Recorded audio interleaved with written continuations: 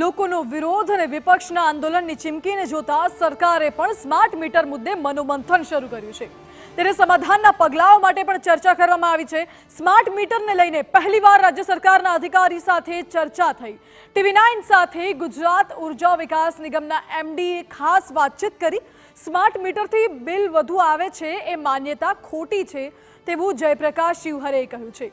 રાજ્યમાં 50,000 smart meter active છે તેવું પણ કહ્યું અને વધુમાં ઉમેર્યું કે સ્માર્ટ મીટરમાં વ્યક્તિ પોતાના વપરાશ પ્રમાણે રકમ એકાઉન્ટમાં રાખી શકે છે।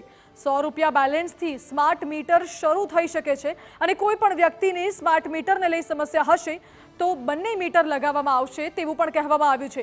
તમારી સરકારી કચેરીઓમાં આગામી દિવસોમાં સ્માર્ટ મીટર લાગશે તેવું પણ કહેવામાં આવ્યું છે।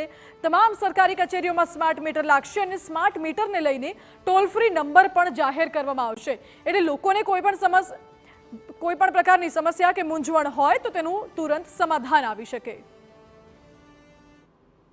સ્માર્ટ મીટર જેમ નામ બતાવે છે વધારે સારો મીટર છે, એમાં બેટર ફંક્શનાલિટી છે અને એક્યુરેસી વધારે સારી છે। જે રીતે આપણે સ્માર્ટ ડિવાઇસીસ લાવીએ, ફોન હોય કે ટીવી હોય કે ઇલેક્ટ્રિક વ્હીકલ હોય, આમાં આપણને વધારે સારી ફંક્શનાલિટી મળે છે। એટલે આ એક સારો મીટર છે।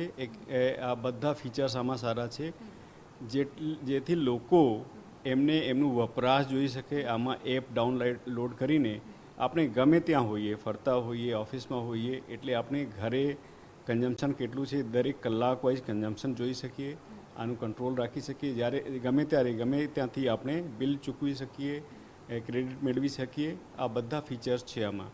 ભવિષ્યમાં જ્યારે ભારત સરકાર ટાઈમ ઓફ ધ ડે ટેરિફની વાત કરી રહી છે, આમાં આપણે વારંવાર એવા પ્રશ્નો આવે છે કે જ્યારે સોલર આવર્સ દરમિયાન સોલર એનર્જીમાંથી સસ્તી વીજળી પેદા થાય છે ત્યારે આપણને રેઝિડેન્ટ્સને લોકોને ફાયદો આપી શકીએ આ સસ્તા પાવરનો।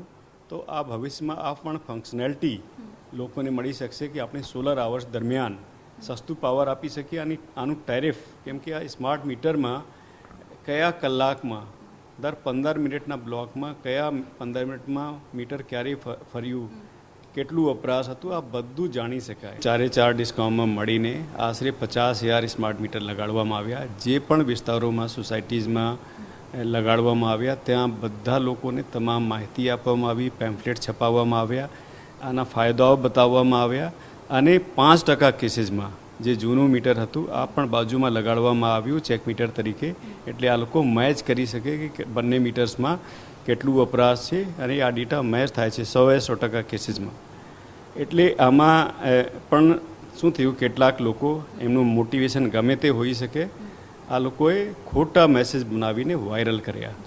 એટલે અમે તમામ કેસીસમાં જ્યાં કહેવામાં આવ્યું કે મારું બિલ વધી ગયું, તો આ એમનું વપરાશ વધ્યું હોય, એમને એસી લગાડ્યું હોય અને ગરમીમાં વધારે એસી ચાલતા હોય તો વપરાશ વધ્યો હોય તો બિલ વધ્યું હોય, પરંતુ આમાં મીટરનું કોઈ મુદ્દો નથી। લોકોનો વિશ્વાસ જીતીને જ આમાં આગળ વધશું।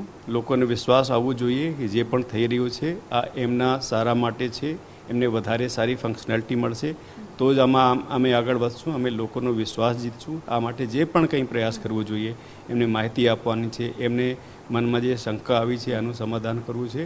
આ વગર અમે આગળ નહીં વધીએ। અમે હવે અત્યારે બધી કચેરીઓમાં, સરકારી કચેરીઓમાં સ્માર્ટ મીટર લગાડવા જઈ રહ્યા છીએ। ત્યાં અમે ચેક મીટર પણ લગાડશું જ્યાં લોકો ફ્રિકવન્ટલી વિઝિટ કરે છે, કલેક્ટર ઓફિસ હોય, પ્રાંત ઓફિસ હોય, મામલતદાર ઓફિસ હોય, TDO ઓફિસ હોય, ત્યાં આ લોકો જૂનું મીટર અને સ્માર્ટ મીટરની બંને રીડિંગ પબ્લિકમાં જોઈ શકે આ રીતે અમે ડિસ્પ્લે કરવાના છીએ। જે લોકો પણ મનમાં એમનો ડાઉટ છે આ લોકો કહેશે કે મારા ઘરે પણ ચેક મીટર લગાવો, આ કેસીસમાં અમે 100%માં સ્માર્ટ મીટર લગાડશું। તો સ્માર્ટ મીટર મુદ્દે વિવાદ, વિરોધ અને સમાધાનની વાતો વચ્ચે સમાધાન ક્યારે આવે છે એ જોવું રહ્યું।